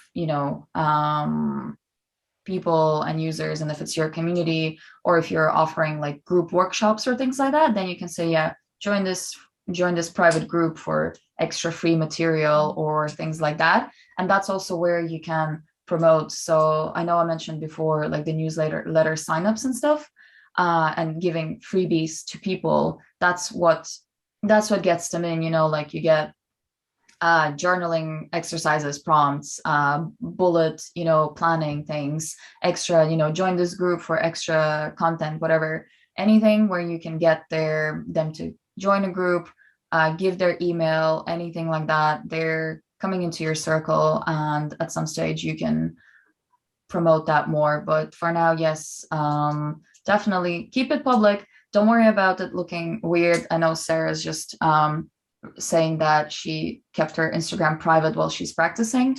But the thing is, there's no one out there like hunting your page down. There's no one out there to like see this, oh, you're just starting a new page, and like to shame you about it at all. But this is for you to just like be there just in case someone does find you, and you can see how it looks for other people outside, and you can ask for feedback. Just use the hashtags, because hashtags are useless if your page is private as well, and links and everything. So yeah, it's good to keep it open. Don't worry about people seeing it. Okay, thanks. Thanks, Inga. Nice. So Sarah, you're going to make it public? Make it public right now. I won't put you on the spot. Did anyone, that's the end of our questions in our chat. So I want to make sure that anybody who still has a thought or a question, or even just a comment that they would like to make, you're very welcome to unmute yourself and ask your question and share with us, or have an answer given to you. That's what this is for. So please ask your questions if you have any before we wind up and we say bye-bye. Anyone with any questions? No. Malgorzata, did you just put your hand up? Because I was on the second page. No, you didn't? Okay, I just didn't want to miss you if you did. Okay, so no one's got any questions? Nothing? Jen asked about hashtags. Jen. Okay. Can you please explain? Yeah. So hashtags, once again, depends on your platform, very easily found. On Instagram allows 30 to 35 hashtags. So no shame in using them. What I do personally for just a visual aesthetic, I don't like putting them in the main post. So I just add a comment. So once I post, I add the comment with all the hashtags. So it's not really visible, but it still works in the same way. So whatever hashtags you put in the post, they're searchable. And I'm not showing it now, but I think there's a website called Instagram, if I'm not wrong, Instagram hashtag generator. And in there, you can actually search by your topics. So that's what I kind of did. Like I took a few notes from there. And for the most part, I add like the simple things, holistic, coaching, mindfulness, so 30 to 35, stick in them comments, and you can just copy paste all the time. Just have a note with them. That's what I do. I post from my phone, obviously. So I just have everything in my notes. There is a way on an iPhone, and I've completely forgotten how to do it, so it's probably useless telling you, sorry, but there is a way on your iPhone that you can go into your settings and you can generate a whole heap of ready-made hashtags, so that if you give yourself a prompt, which might be hashtag life coach or just hashtag life, once you start typing that and then you press something, and that's what I forget you have to press, but once you type in hashtag life and that is equated with all of your 30 hashtags, it will automatically paste all of them in for you. Wow. It's just a feature. It's a feature on the iPhone. Someone did show me how to do it in a business group a little while back. I might be able to go back and search it. It was last year, so a while ago.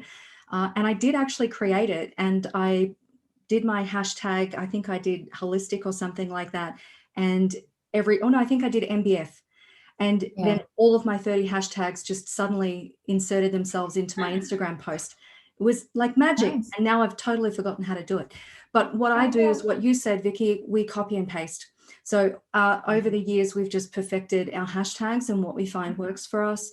And now we just do our post and then we go back to the previous one, copy all of our hashtags and then paste them into the comments or sometimes the post in our already posted post, if that makes sense. So that's what we do. So you don't have to always just go hashtag, blah, blah, blah, hashtag, blah, blah, blah.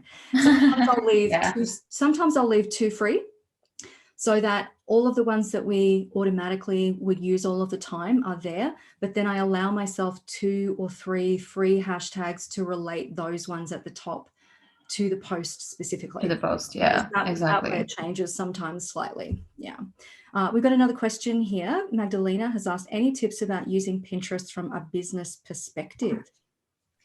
Yay, Pinterest. Well, unfortunately, in sales and marketing, I'm working with businesses that spend lots of money to, promote their ads, but there's a lot of good organic growth on Pinterest. So it's very based on creativity. So it does take, a bit more skill, but for example, organic growth is really good. It's very well optimized actually.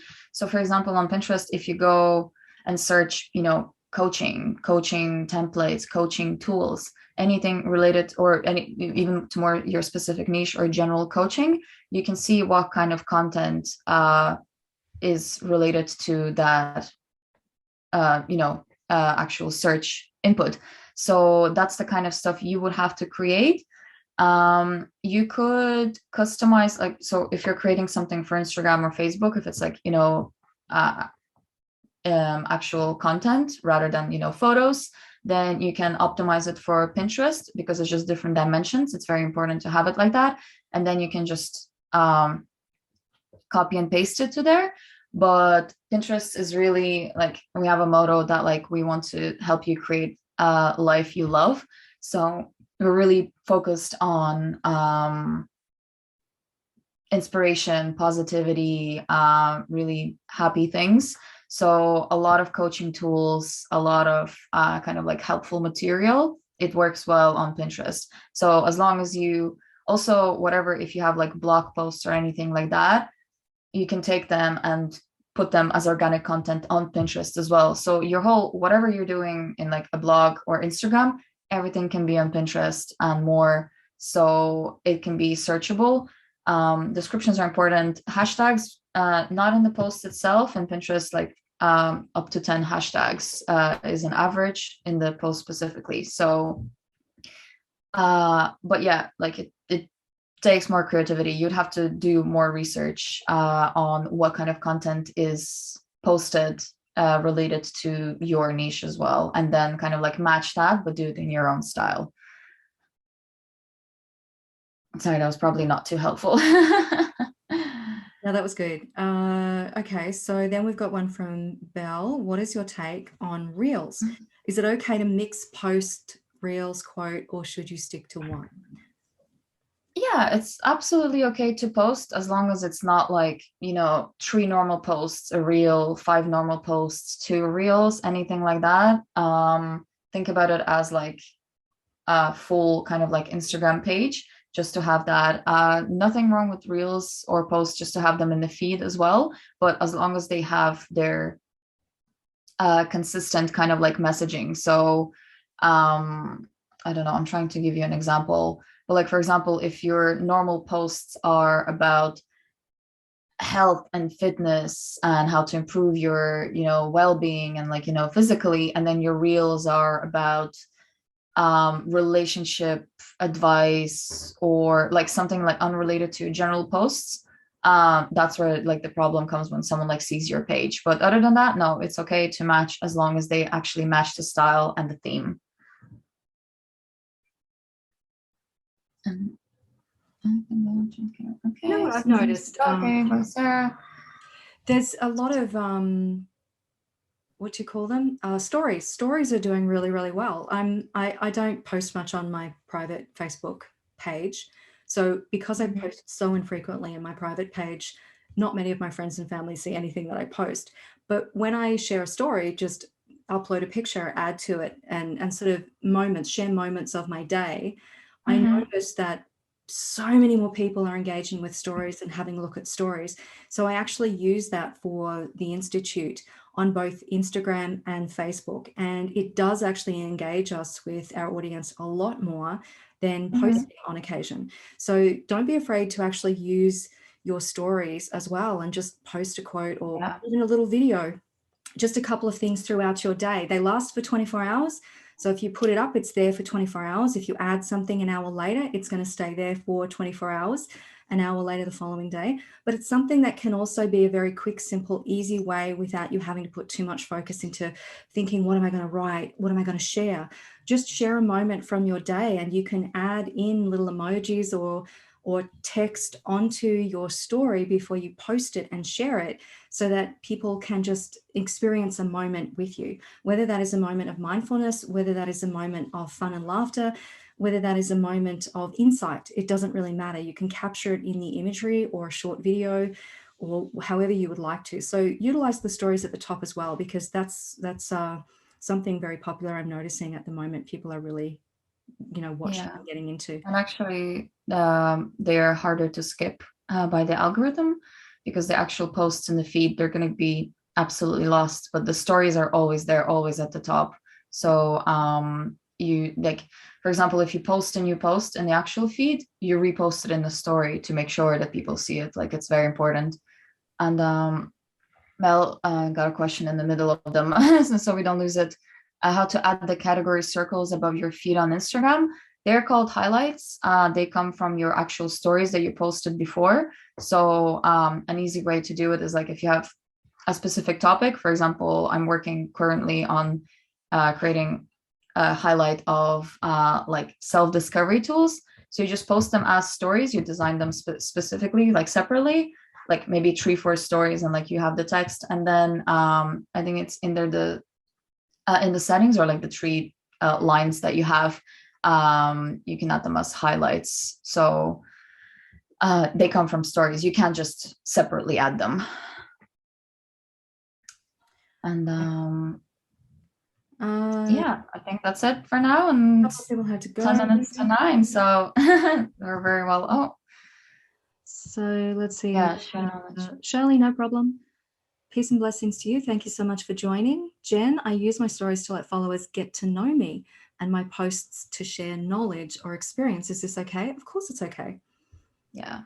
As long as it's not oversaturated, that's very important actually, because, for example, I have a really good friend and he has his own business, not coaching, but like, for example, photography business. But currently he's really into sports. So all he posts is just him cycling or running or swimming. And like, obviously I follow him as a friend, but like a lot of people who follow him for his business, they don't really care. Like, it's nice to see like one story once in a while. Oh, he's active or he's on the job in the forest. But if it's oversaturated, if it's like maybe not too relevant or like too much information, then yeah, like there has to be like a little balance. But it's very good to connect with your audience and to just show your personality, because like I mentioned, the personality is what's going to make them stay. Yeah, definitely. Okay, so I think we've reached the end of the questions in the chat box. Does anyone, this is your last chance before we wind up, because we're closing on 2 hours. Vicky has been doing a lot of talking and I greatly appreciate your time and your expertise. And all of you, thank you so much for your time and attention and energy being here. Inga, go for it. Unmute. Yeah, sorry, I have just one more question. So you say it's important to be personal, which I understand, but how personal is not too personal? Because I can imagine that you can expose everything of your life, like children and whatever, but how personal would you be? I would ask the question, how relevant is what your personal information is? How relevant is that to your intended audience? How relevant is it that it would resonate with them, that it would speak their language, that it would actually capture their attention, that it would let them know you get it, you understand some of the things that they may be experiencing or have experienced. So maybe just check in with yourself and ask, not so much how personal is this, or is this too personal? Maybe consider from the perspective of your target client, the person, the ideal person that you want to work with, that you really want to hear this message of comfort or of hope or of encouragement or validation. How personal does it need to be for them?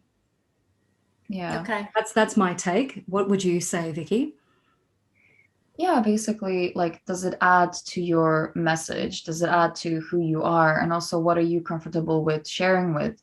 For example, I follow one lady who is a coach for mothers. So obviously she posts her kids all the time. She posts about mother tired moments, like kids messing around, things like that. And someone might be, not wanting to share their kids whatsoever because that's your private boundary.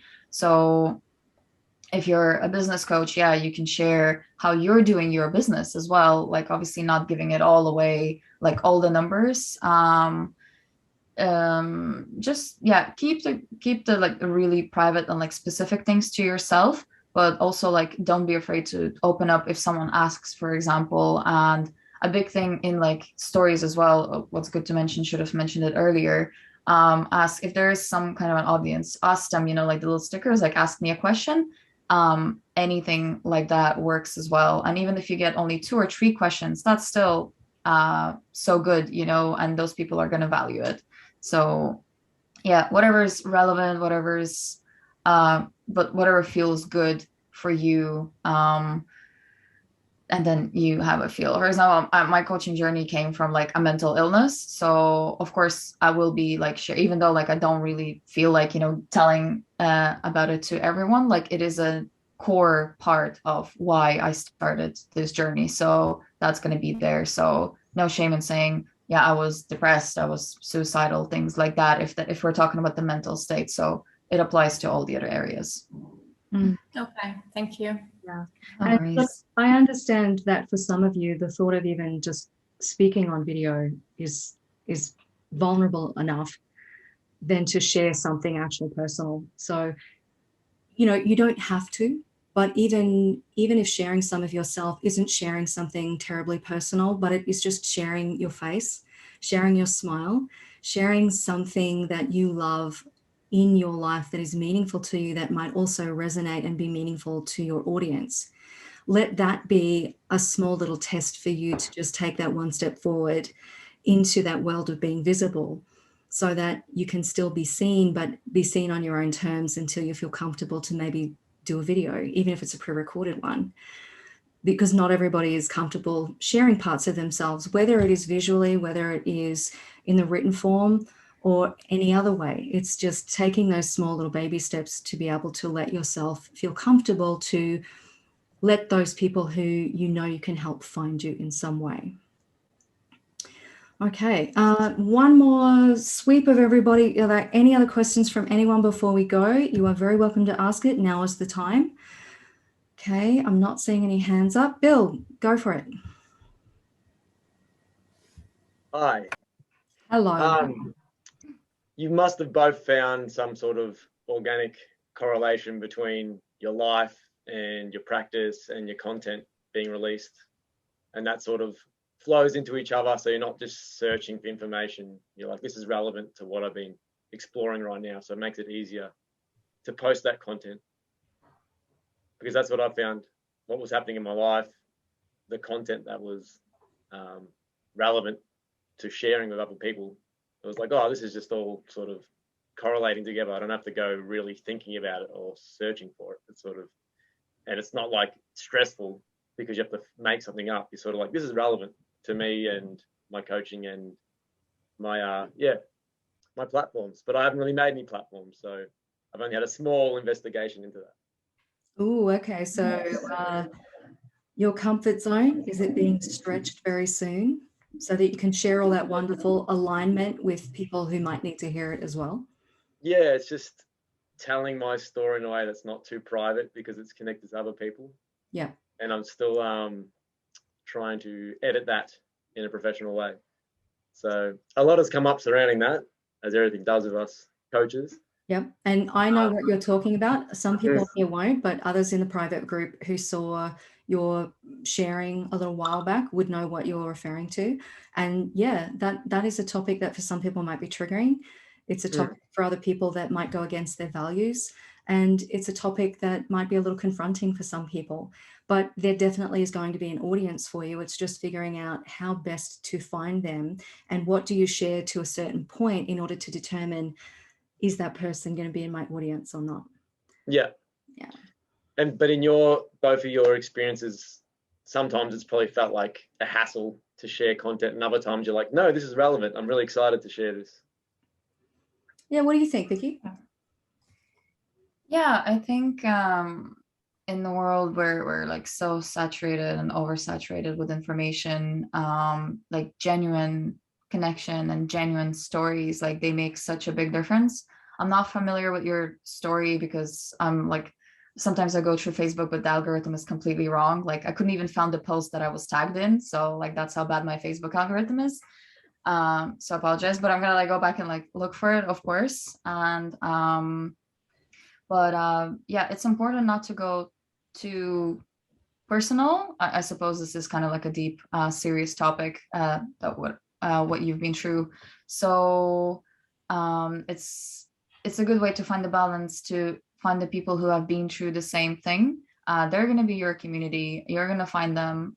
You shouldn't worry about what other people think. If there's stigma around whatever happened, or if there's some kind of a pushback or issues, because that's not your community. As long as you stay strong and you're able to filter out, the people who are not there for you, they're not serving you in any way, and you can't serve them that way, you can't connect with them, you can't relate to them, that's fine. They're just not yours. It's like, I give an example. There's one great life coach called Michael Serva, and he quotes himself to be like the most paid coach in UK and whatever, charging 5,000 per session and things like that. He's like, he has like this weird arrogance to him, but his whole coaching is so tied to his like life story, and like his whole website just like screams like, really strong personality, really strong story, and that's what sells. So people who can't handle his personality,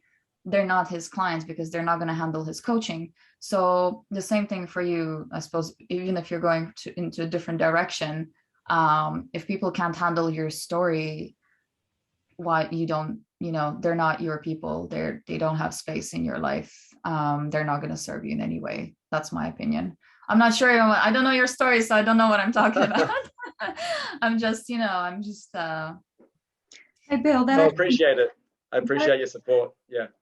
Bill, that actually Absolutely. makes me think that because I do know the circumstances and your consideration of other people in the situation, I'm guessing that there's going to be an audience out there for you that are in similar arrangements and situations and relationships that also do not feel they can talk about it with the people around them. So Yeah. maybe there needs to be a voice and somebody who is opening the conversation around this to give a platform with somewhat permission for those particular kinds of people who have chosen that as their experience or their choice, and being okay with that, you giving them a platform to be okay with that. So keep that in mind, because that actually, if you can take that vulnerability to a point and invite that conversation and welcome those people in, then maybe that's how you're going to organically grow your audience in whatever platform. Yeah. I've recently worked on that because it's not hard for me or myself to expose myself. It's just linked to other people. Yeah. And then the way you edit that in a professional way. So like you said, it's not overly emotional, but you're still presenting the topics and it can be emotional actually. Once again, I don't know your story, I'm not assuming anything, but I want to share like this, for example, Instagram profile of this amazingly famous, successful guy, and he is gay. That is his story, kind of, for example, what he's been through, how he has been treated and mistreated, and he shows this personality like extremely well. His whole book is even called The Sassy Spiritual Coach or something like that as well. And he's insanely like all over the place. If you look at that Instagram, that's literally my dose of like general positivity, and that's what he's doing. And like I can't even imagine what it cost him to open up and like build that, and obviously go through all the pain and like suffering that like is obviously attached to homophobia and like, you know, the current world situation. So, and you can see that like that emotion is absolutely fine, like whatever you feel like. So just, you know, it's still professional. He puts like really deep thoughts and teachings into entertainment. So it's about you finding your style as well. Yeah, I think it's very much in line with this. Was it Michael Server you were saying? That kind of approach, but in doing so, in coming out about whatever it is, there's so many people in my life that don't know I live my life that way, and even the people that are in my life, living it. You have to own it. Like I feel like you have to own it. I mean, I'm not supposed to give advice, but I feel like if you don't own it, and if you're hiding your self, your authentic self, then you know how does that project really? So I'm working on that myself. Yeah, I'm still figuring out my identity and like working on my Instagram. That's why, you know, I'm projecting it into graphic design changes, but in reality, I'm just still figuring out my identity. So it's fine. Take your time. Yeah, because what I have practiced, which was okay to reveal, whatever, that was very just organic. The content was very organic with what was happening in my life. So it was like, it connected well. It didn't feel like a problem. It just felt like it was actually fun to do. And yeah, from what you are sharing and all the content Vicky shared over the years, I'm sure there's times where you're like, yeah, this is exciting, this is relevant. And then other times it's like, better make face. What can I share? Dig for those archives, bring something back. Yeah, I think you go through those phases in the beginning of trying hard to create a presence, to create a personality, and hopefully it's the correct personality that's coming across, which is you, and figuring out how do I authentically do that so people can get to know me in the way that I'm able to work with them. Not necessarily know me in private, but know me in a professional sense. And in doing so, creating content and figuring out what works, what doesn't, how much should I say, what should I say, when I share this part of my life and people are like, wow, that's amazing, or that's fantastic, or thank you so much for sharing, and thank you so much for talking about that, or explaining that, compared to sharing other things that you think, yeah, people are going to love this, and then there's not much interest. it does dent your confidence, and it can be frustrating and trying to figure out, well, damn it, I put a lot of work into that and I put that out there. But over the years, and I think this is what Vicky was saying earlier, in not always having to create brand new content and reinventing everything, but it's more about showing up and being true to yourself, using your own voice, not worrying about comparing yourself to other people and what are they doing, and that person looks really successful because their Instagram's amazing and they get so much engagement. That doesn't mean that they have a business behind the scenes. It might just mean that they've got a big following of people who like their images or what they share.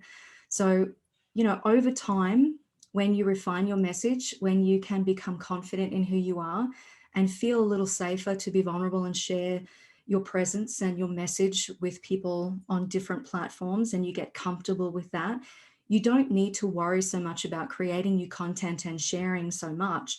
You can actually enjoy sharing what feels right to you in the moment it feels right to you, and not worrying about oversaturating people with your message, but just showing up and being there consistently in the background. And someone will, they'll appreciate that.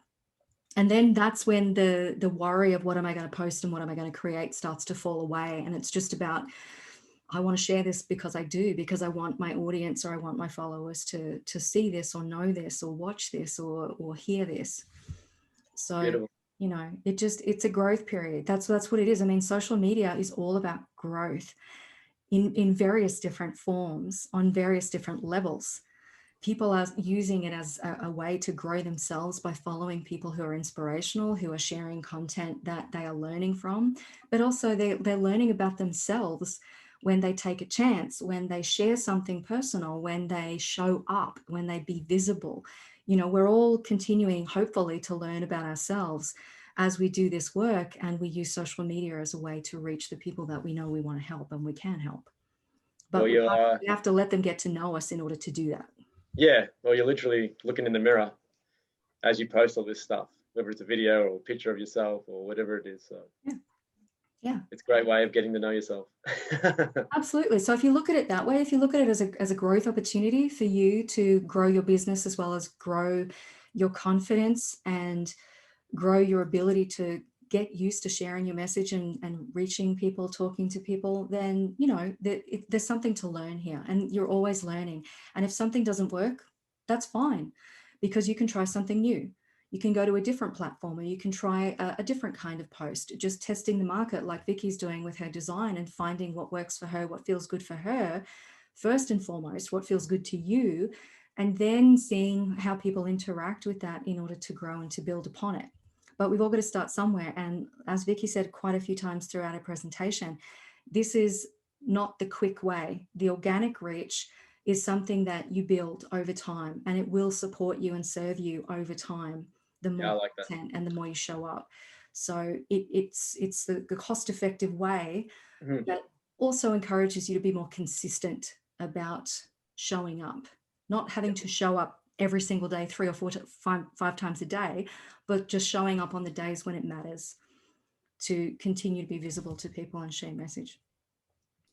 Beautiful. Okay, all right, we're down to one page in Zoom, in the Zoom room. Some people have had to go. We are over 2 hours now, which is a nice time to wind up and to say thank you so much for everyone for your time and energy and for being here and sharing this precious time with us. And mostly thank you so much to Victoria for your expertise and your experience, and for sharing your resources and the things that you have learned over the last several months of building your business, as well as your professional experience. So thank you so much, Vicky, for being here and for taking this training. Everyone, I hope you appreciate it, and I hope that you have learned something. I'm sure you have, and that it's been really helpful and informative and giving you some ideas to at least take those first steps in your own business. So thank you everyone so much. This will be turned into a replay and shared with you in the next couple of days and posted into the training vault, and we will share that link with you. Take care, enjoy your day, Thank you, everyone. enjoy your evening. Thank you, best of luck. Bye.